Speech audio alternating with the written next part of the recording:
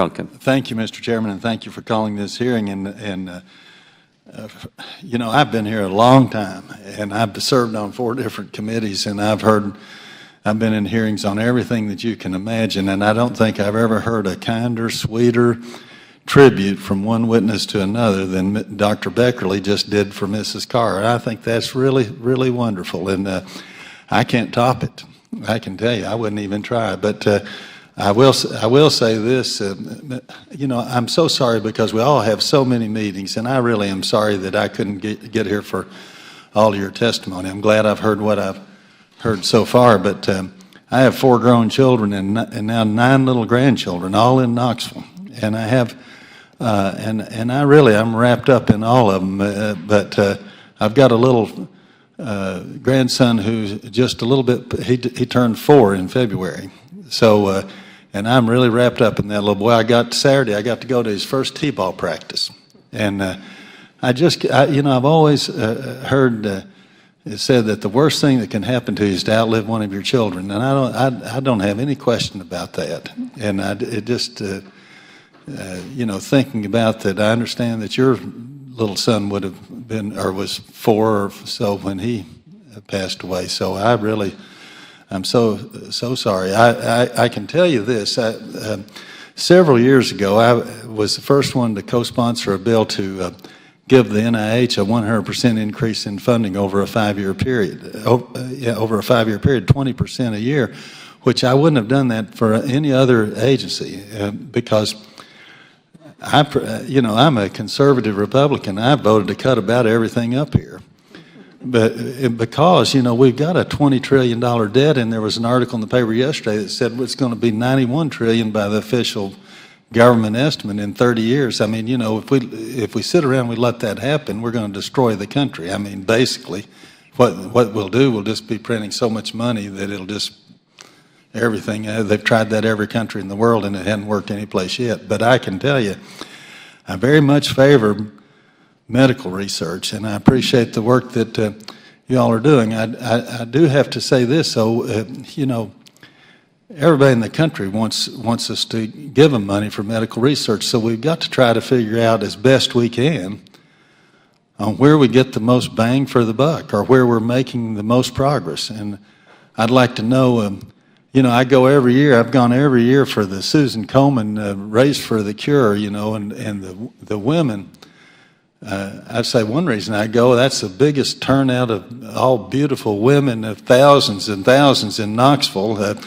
But you know, men wouldn't turn out for run against prostate cancer the way that women turn out like that. But where are we making the most progress, or where are we getting the most bang for our buck? What would you all say about that? Anybody? I don't think there's a simple question to that answer, Congressman. I think we're getting... I figured there wasn't a simple answer, but I know there's some kind of answer. Well, we have to try to find out. Certainly, I think we would all agree that the investments that have been made at the NIH and the NCI have been foundational in all the progress that we've been talking about. And we have entered a new era when it comes to how we think about cancer, but also how we treat the disease. So I don't think you'll find much argument that that is very effective use of American tax dollars.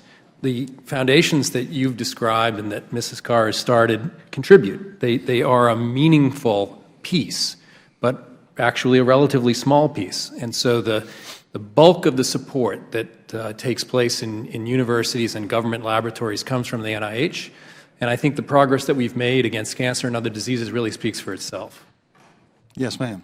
And I'll just add that the Blue Ribbon Panel did identify 10 areas of priority based on all of the progress we've made so far. So in a way, that was a panel that was able to prioritize, as you're suggesting. But again, a lot of the priorities were to identify the challenges and try to overcome those challenges. So we've had some great successes. Now we need to go to the next step and address the challenges that still remain, including diseases such as pediatric cancers that we're just learning in the past 5 or 6 years really mechanistically are different. They're different from adult cancers. And that was an important piece of information that came from NIH funding and basic research. So I think this is a very important area. Yes. I appreciate you saying that, because that is one thing I think that, there's the bulk of the research has been on the adult cancers, and the thought being that it'll trickle down. But kids are not adults. They're not getting cancer for the same reasons. So focusing more on those pediatric cancers.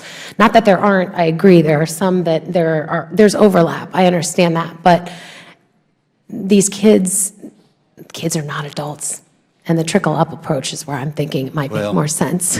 I will tell you, my dad and one of my uncles died of prostate cancer, and now I've got a little touch of it, so I'm dealing with that. So I'm very much interested in what y'all are doing, and I'll support you every way that I can. Yes, Dr. Beckerly, I've run out of time, so maybe you can.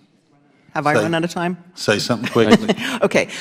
Just very quickly, I think what you're seeing in the progress today in terms of reduction in cancer death and increased survivorship is the result of decades of investment of the federal government in cancer research and in fundamental biomedical research.